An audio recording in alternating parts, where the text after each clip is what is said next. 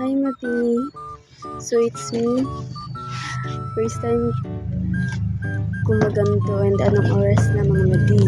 At ito gising na gising pa din tong Madin. Wait lang. Ipakita ko sa inyo yung mga kasama ko.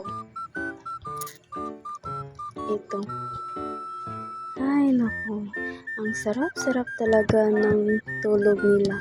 Samantalang ako, gising pa din. Mag-aalas 5 na Madi. Kaya siguro ang lalaki ng mga eyebags ko kasi araw-araw ko ito ginagawa. Ito lang naman yung ginagawa ko Madi. Nagbabantay sa aming mini tindahan tsaka kasama na dyan yung gulay mga Madi.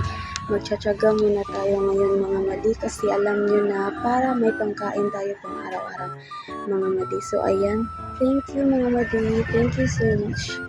Thank you for watching.